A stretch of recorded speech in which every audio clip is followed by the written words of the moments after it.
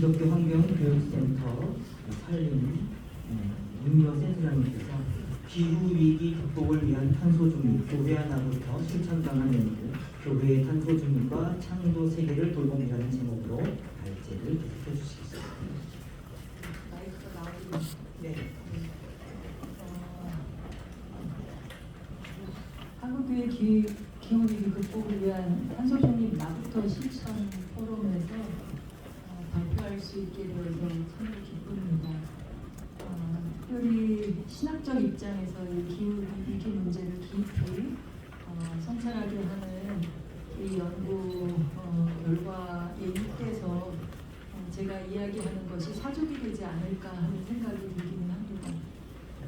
성경 안에 있는 태초에 우리에게 주어졌다고 하는 그 두 질문, 내가 어디 있느냐, 네 아우가 어디 있느냐 라고 하는 질문에 아담도 가인도 잘못된 답변들을 했어, 어리석은 답변들을 했죠. 어떠한 답변이든 자기 안에서 올라오는 답변들을 할 텐데 성경 안에 있는 답변이 참으로 어리석어서 인류의 역사가 이렇게 흘러오지 않았나 하는 생각을 하는데요. 적어도 이제 우리는 특별히 한국 교회만큼은 하나님 앞에 올바른 답변 그리고 되돌이킬 수 있고 기후위기를 극복할 수 있는 답변을 했으면 하는 바람에 사적이 되더라도 인간의 태도와 마음을 바꿀 수 있게끔 하는 한국교회 그리고 또 기왕에 준비한 논문이니까 주어진 시간 동안 본문에 충실하게 말씀을 좀 드려보려고 합니다.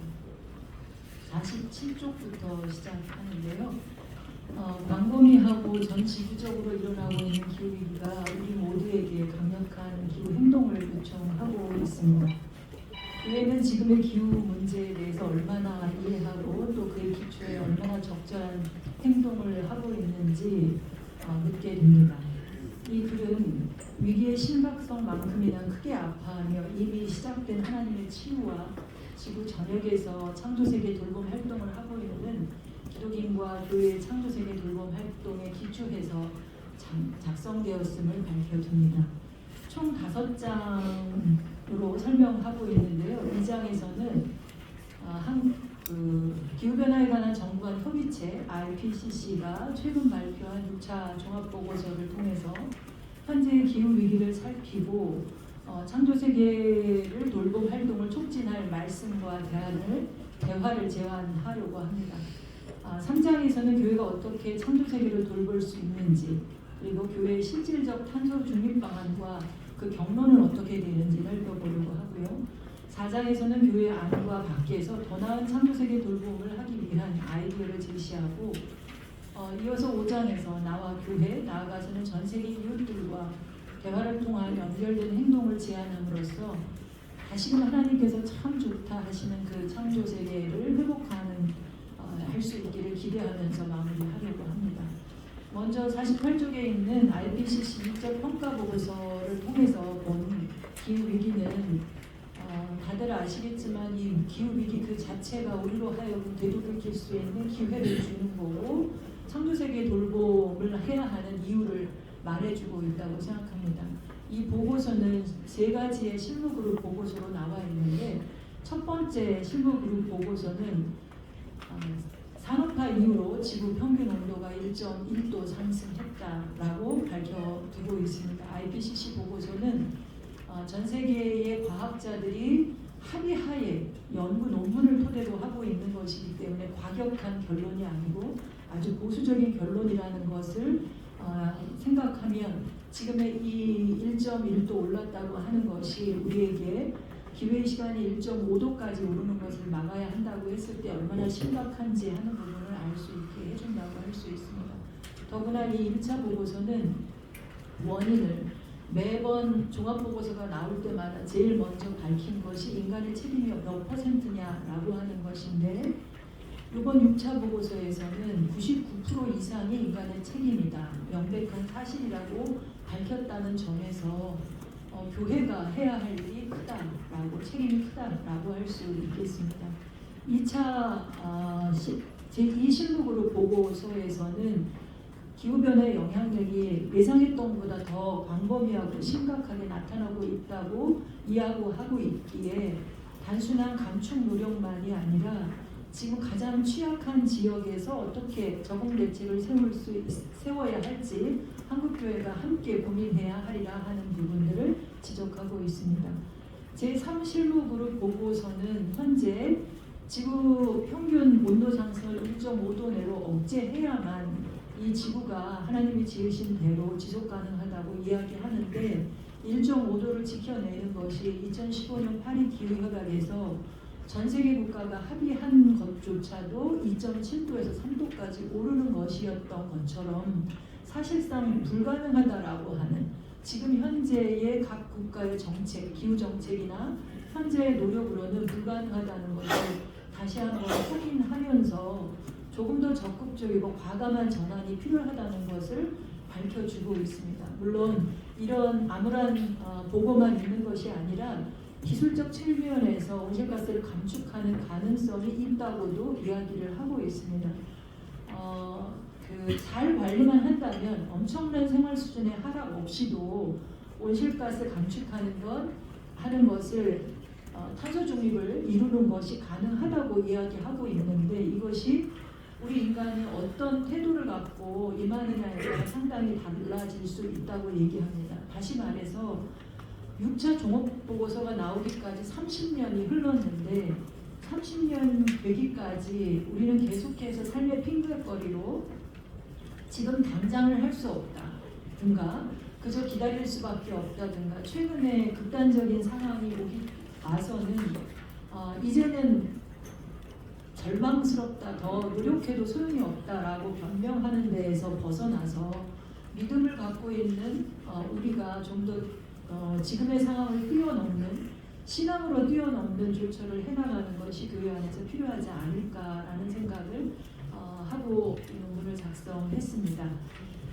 사실 과학자들조차도 2015년 협약이 이루어질 때 그리고 우리나라에서 2018년에 1.5도에 관한 특별보고서가 채택됐을 때만 하더라도 우리에게 충격은 4% 정도만 있었어도 됐는데 이제는 더 과감한 노력이 필요하다라고 이야기를 하고 있으니 시간이 더 흐르면 우리의 결단이 아니라 강제로 놓을 수밖에 없는 재난 앞에 무릎 수밖에 없는 상황이 오게 될 것이라는 점을 확인하며 우리 교회가 자발적으로 신앙적으로 결단하고 창조세계를 돌보도록 하는 일을 해야 하리라 봅니다.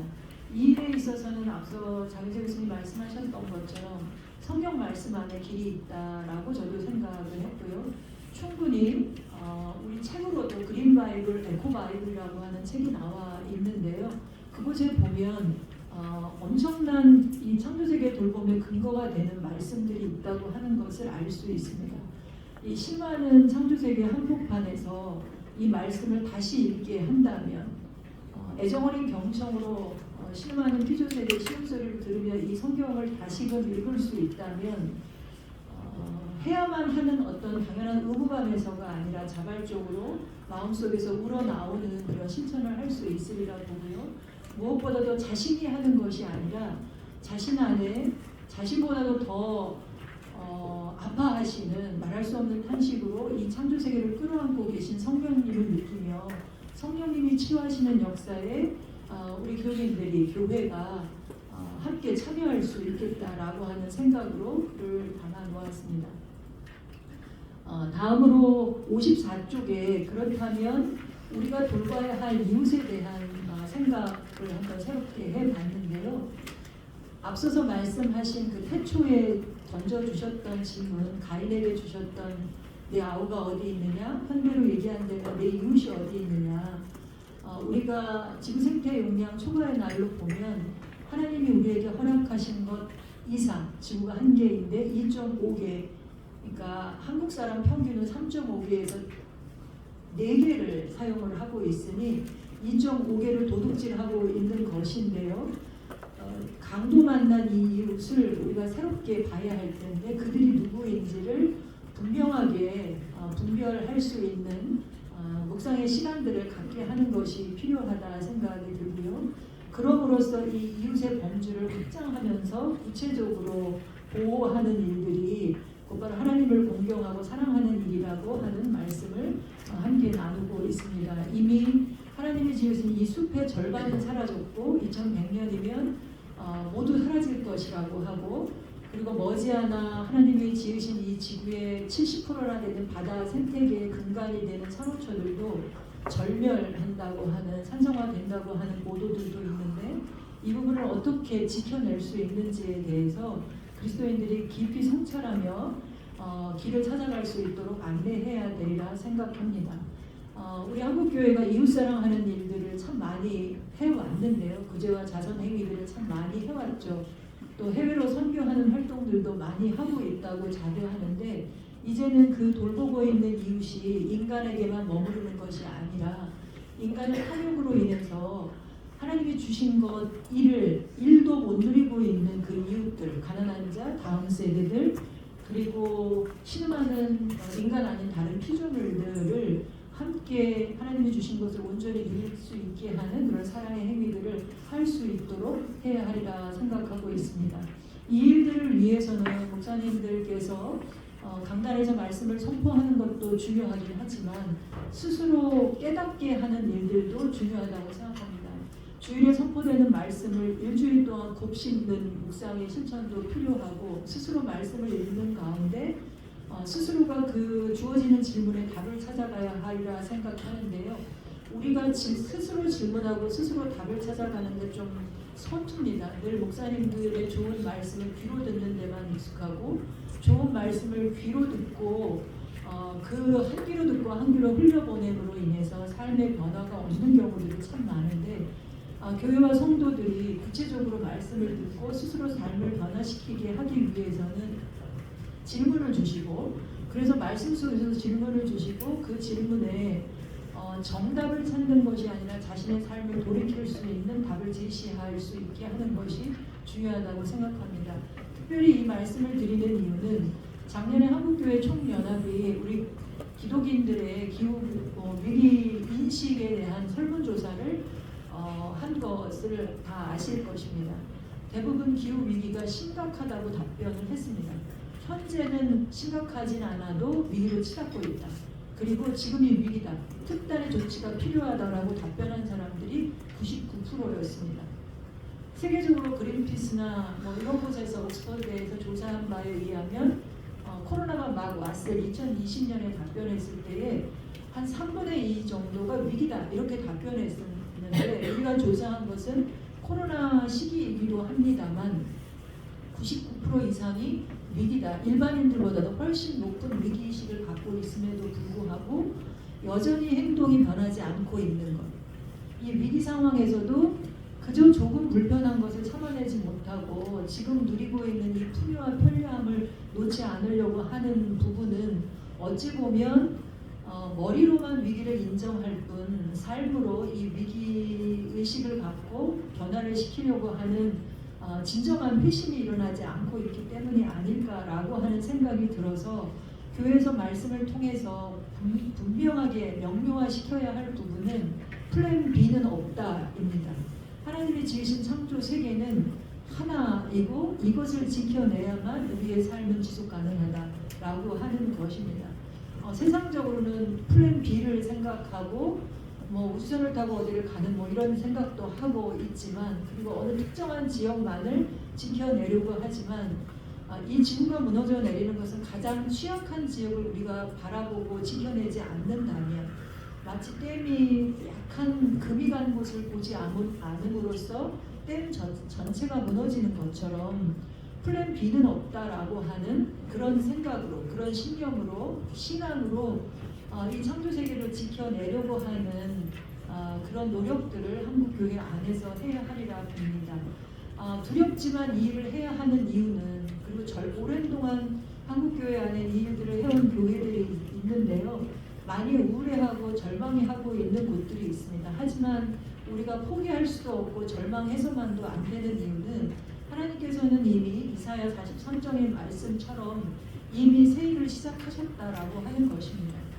한교총에서도 그렇게 작년에도 그렇고 이전에 해온 일들이 있는데 이 일들을 왜 우리에게 못 보냐고 하나님께서 말씀하고 계시지 않습니까? 광야의 길을 내겠고 사막에 이미 강을 내고 계시다고 하시는 하나님 말씀을 듣고 우리가 주변의 이 일들에 헌신하고 있는 이들을 바라보면서 좀 더 과감한 실천들을 해 나가야 하리라 생각이 듭니다. 이 일들을 위해서 성도들과 함께 나눌 질문들 예시들을 세계교회 안에서 나오는 질문들을 올려놓았는데요.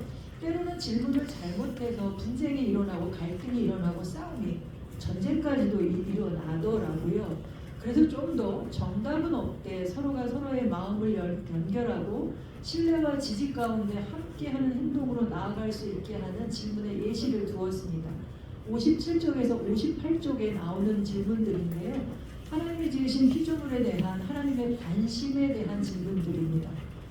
하나님께서는 독생자를 내놓고 싶지 않으셨을 듯한데도 불구하고 그 독생자를 세상에 보내신 이유, 온 우주 삼라 만상을 사랑하셨기 때문, 세상을 사랑하셨기 때문인데 우리는 그저 하나님만을 바라보고 하나님만을 사랑한다고 하시는데 하나님을 세상을 사랑한다고 말씀을 하시거든요. 그래서 그 세상을 하나님이 사랑하시는 그 세상에 대한 관심을 우리도 가져야 하는데 어떻게 그 관심을 가질 것이냐라고 하는 질문들을 함께 나누어 주기를 바라고 있고요. 또 한 가지는 하나님께서 이 지구가 심히 망가지고 아프기 때문에 지키고 돌보라고 하는 것이 아니라 태초에 정말로 좋았기 때문에 심히 좋았기 때문에 우리 사람을 데려다 놓으시고 좋지 그러니까 지키고 돌봐라고 하셨던 그 말씀을 기억해야 하리라 봅니다. 결코 절망할 일도 아니고 함께 지금 지키고 돌보는 일을 하고 계시니 우리가 그 일들을 사명으로 그리고 우리가 하는 일이 아니니 결과를 운운할 것도 아니고 그저 묵묵하게 하나님이 하시는 일에 참여하기 위한 질문들을 함께 나누어 줄 것을 청합니다.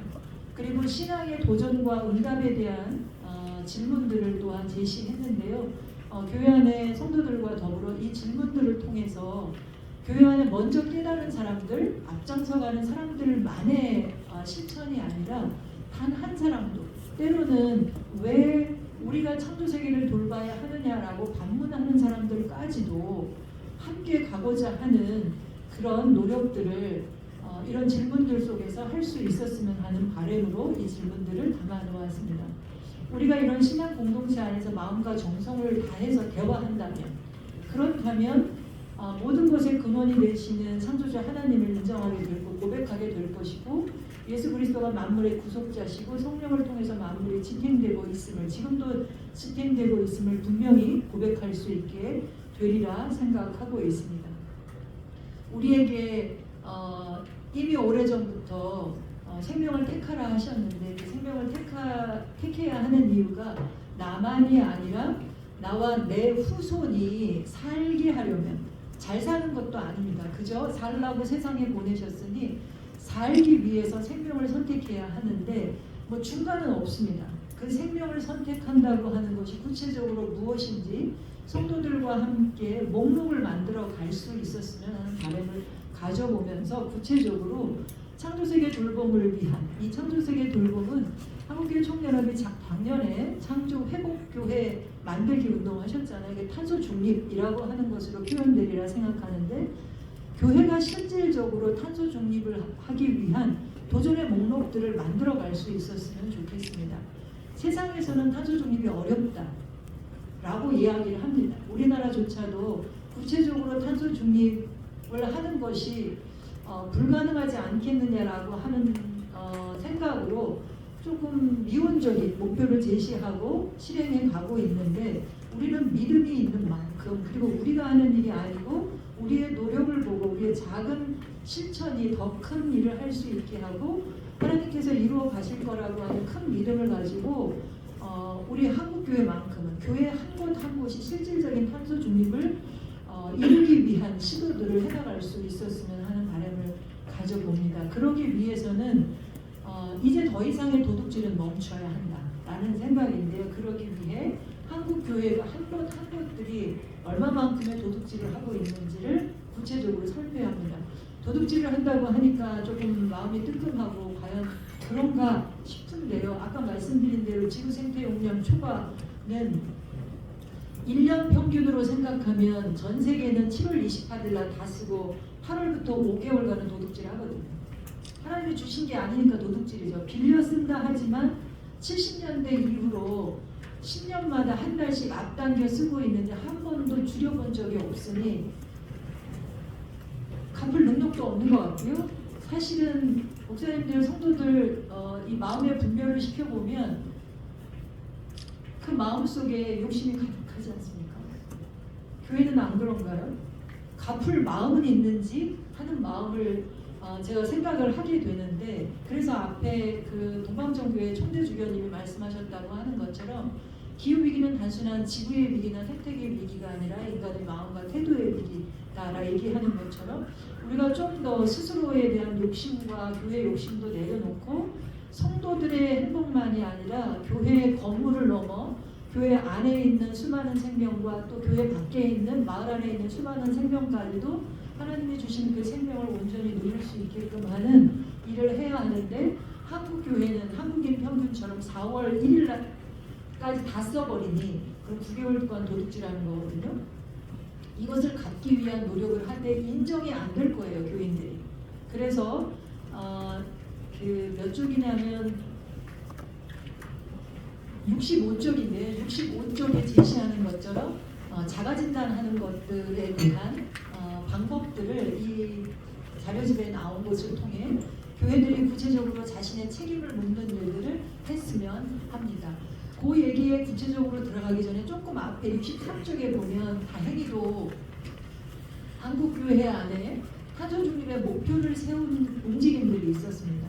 한국기독교교회 협의회를 통해서 한국교회가 전 세계가 2050년까지 탄소 중립하겠다고 하는 것을 우리는 기독교는 2040년까지 실질적으로 탄소 중립을 하겠다라고 선언하면서 재생에너지 생산과 또 자연기반 탄소 흡수원을 확대하겠다라고 선언했습니다.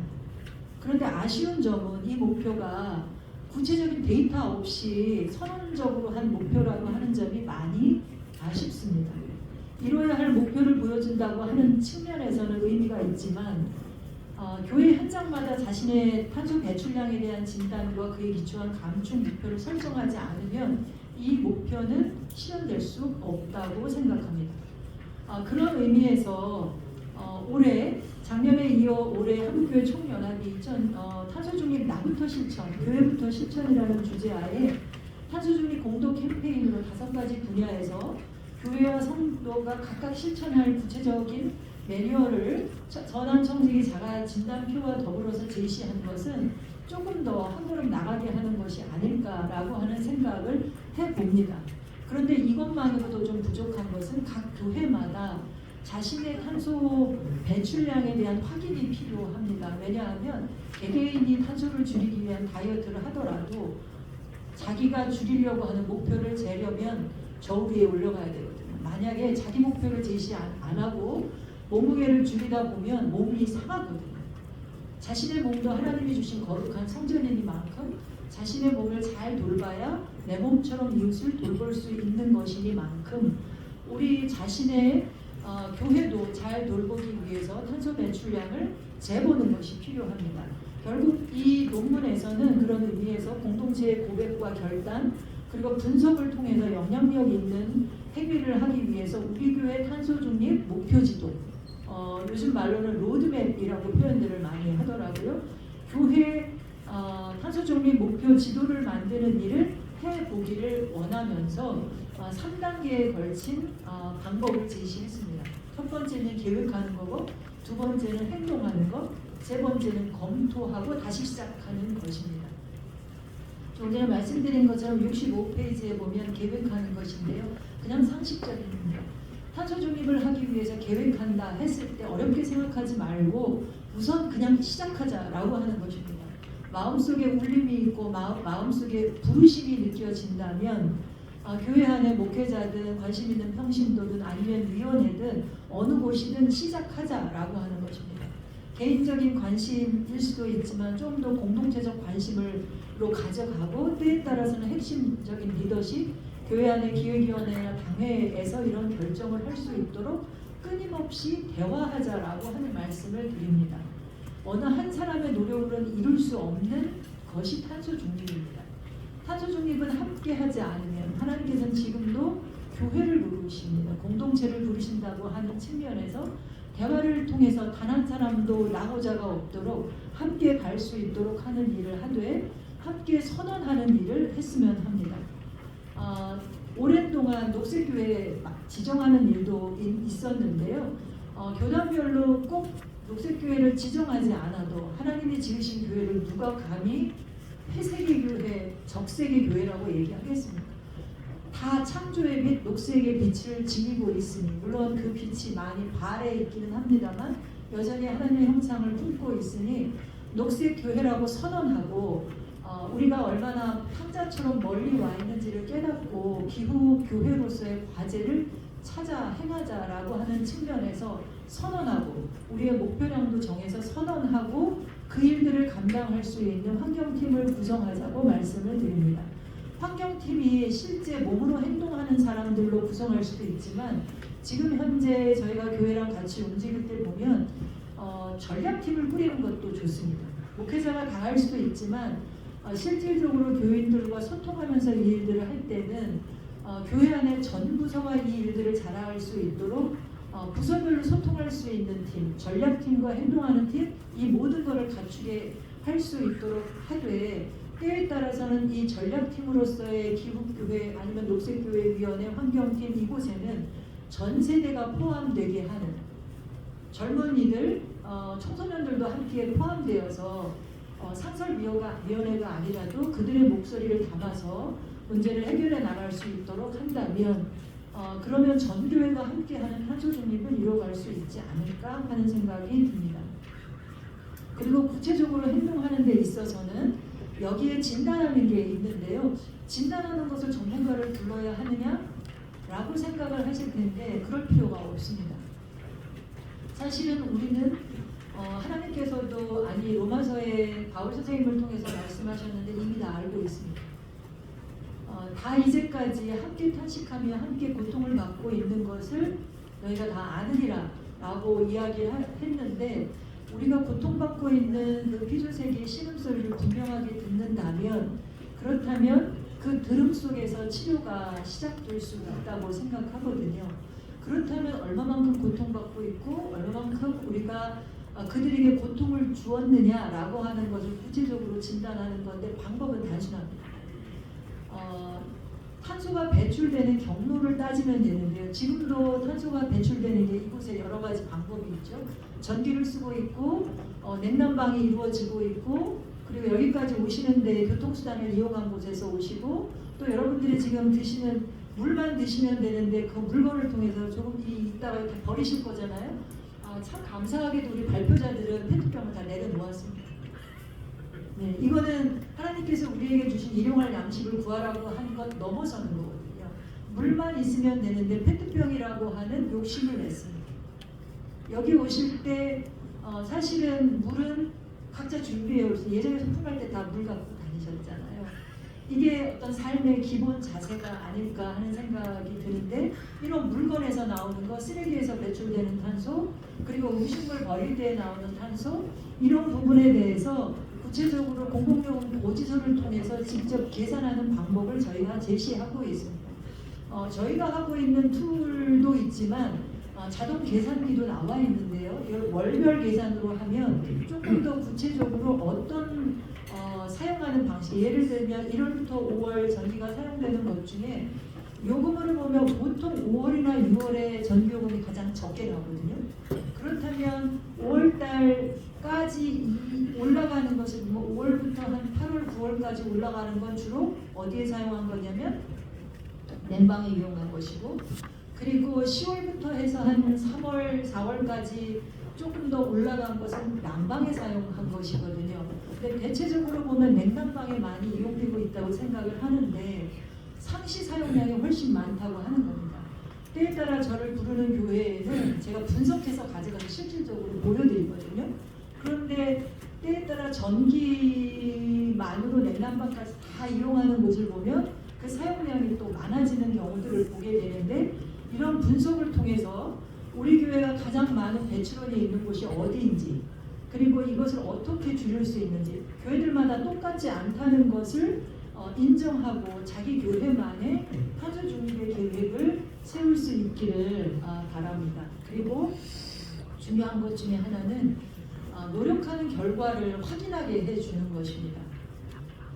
작은 성과에도 때로는 배출량이 늘 수도 있습니다. 노력했는데 교회 안에서 행사가 늘어나거나 교인 수가 늘거나 이렇게 되면 사용량이 늘 수밖에 없습니다. 원인을 살펴보고 그 원인에 맞춰서 우리 스스로의 노력에 대해서 분석한 결과를 놓고 다시금 우리가 최선의 노력을 다했다고 하는 것 그거 자체로 칭찬해주고 그 다음 노력으로 나아갈 수 있게끔 해주는 것이 지속적으로 이루어져야 하리라 생각을 하고 있습니다. 그리고 이 행동을 해가는 데 있어서 이 결과를 확인하고 재평가하고 하는 데 있어서 교회 안에 전 교인들이 이 결과를 알 수 있도록 주보를 통해서 아니면 게시판을 통해서 전 교인이 알 수 있도록 해주고 있는 그대로 알게 해주면서 전 교인들이 참여할 수 있도록 하는 것도 교회 안의 핵심 지도력들이 신경을 써주어야 할 부분인 것 같습니다.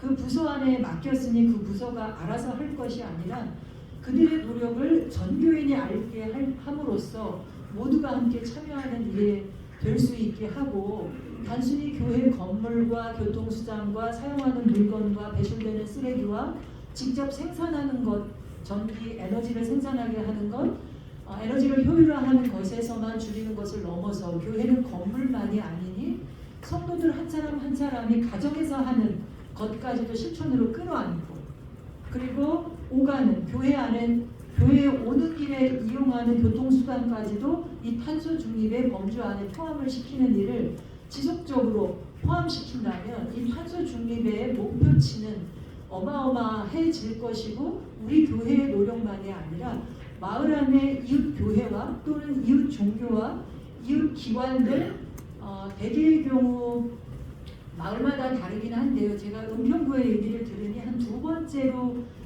탄소 배출량이 많은 곳이 교회더라고요. 지역마다 좀 다르긴 할 텐데 에너지 다소비 건물이 있는 곳은 또 그런 건물들이 많이 배출할 텐데 교회가 속해 있는 자치구에 가장 탄소를 많이 배출하는 건물을 찾고 이거는 시와 같이 구와 협력해서 이런 것을 공개 데이터를 놓고 같이 협의함으로써 마을의 탄소 중립까지 실현해가는 일들을 해봐도 좋다 생각합니다. 저희가 진행하는 탄소 제로 녹색교회 만들기 환경 선교사 과정 중에 어느 한 교회는 울산에 있는 교회인데요. 우리가 이 과정을 우리 장인재 교수님들 늘 오셔서 강의를 해주시는 전문가 중에 한 분이기도 하는데요. 그 교회는 교회 안에서 전문가를 찾아서 강의를 하게 하는데 그 교회에는 울산시의 환경수자원위원이 있어요. 그래서 울산시의 탄소 중립 계획을 직접 세운 분이 계시더라고요. 그래서 그 교회에서 벌써 올해로 3번째 기수를 운영하게 되는데 그분을 통해서 시 안에서 벌어지는 일들에 교회가 함께 참여하게끔 하는 일도 하고 있는데 우리 한국교회 총연합의 이 포럼에 함께하는 교회들도 이렇게 실질적으로 교회가 이루는 탄소 중립 이 목표와 시연이 마을로까지 도시로 그리고 국가의 실현으로까지 확장될 수 있었으면 좋겠다 생각을 합니다. 이런 일들이 조금 더 재조명될 부분이 있다면 기후변화에 관한 이 대응 정책이 2가지 방식으로 이루어집니다. 첫 번째는 감축 정책이고요. 2번째는 적응 정책입니다.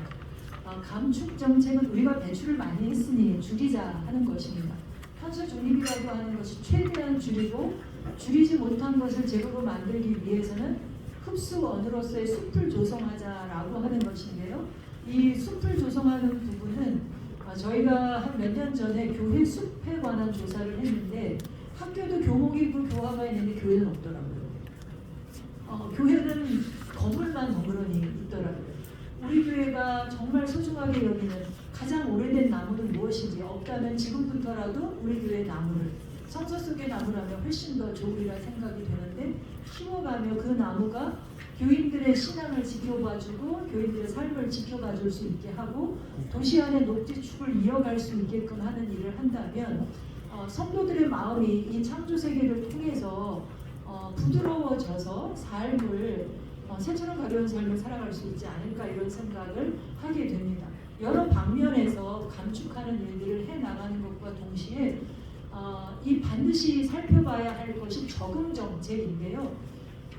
아까 말씀드린 대로 기후 문제는 우리가 이 절망 가운데 완전히 이 지구가 무너져 내리는 것은 가장 약한 자리를 통해서입니다. 우리 이 지구상에서 가장 약한 자리가 어디냐 하면 선교지에 있어서 선교지가 가장 약하지 않은가 생각합니다. 한국교회가 해외 선교를 가장 잘 하고 있다고 생각하는데 그 선교지가 가장 취약한 지역이라고 했을 때 해외 선교되는 부분을 기후이적 관점에서 다시 한번 재조명해보고 어떻게 해외 선교를 해야 할지 그리고 그 지역에서 지금 이미 겪고 있는 이 기후 재난을 어떻게 해결해 가야 할지 단순히 돈만 보내는 것이 아니라 그 지역에서 이 문제를 구체적으로 해결해 갈 수 있도록 11월에 우리 한교총에서도 같이 협력해서 선교지의 기후위기 대응 정책 대응을 위한 포럼을 열게 되는데요. 한번 눈여겨보시고 협력해 주시면 좋겠다는 말씀을 드립니다. 끝으로 이러한 노력들과 더불어 날마다 이 기후 위기의 위기감이 더해져 가고 있는데요. 수많은 생명이 점점 위태로워지는 가운데 하나님의 자녀를 향해서 울부짖고 있습니다. 하나님의 자녀들이 그들의 소리를 분명하게 들을 수 있기를 바라는데 그들의 소리를 듣는 이유가 더 명확해지면 좋겠다 생각이 듭니다. 단순히 그들의 고통을 경감시켜주기 위해서만이 아니라 그들이 기다리는 이유는 하나님의 자녀가 누릴 영광의 자유를 그들도 누리기 위함이라고 로마서에 써있는 것을 우리 하나님의 자녀된 기독교인들도 분명히 알고 그들도 하나님이 처음 주셨던 그 자유를 분명히 누리게 하는 그것은 어떻게 보면 하나님께서 만드시고 인간 보고는 좋다 소리조차 안 하시고 모든 것을 보시니 심히 좋다 하셨던 그 순간이었던 것 같거든요. 모든 것이 참 좋아하고 서로 상생하는 서로가 서로를 돌보는 그 순간을 참 좋다 하셨는데 그 순간을 위해서 우리가 끝없이 우리 외적인 조건과 우리의 삶을 분별하되 그거 이상으로 기독인들이 우리의 마음과 교회 안을 분별함으로 인해서 변화를 도모할 수 있기를 바라면서 오늘 발표를 마치도록 하겠습니다. 감사합니다.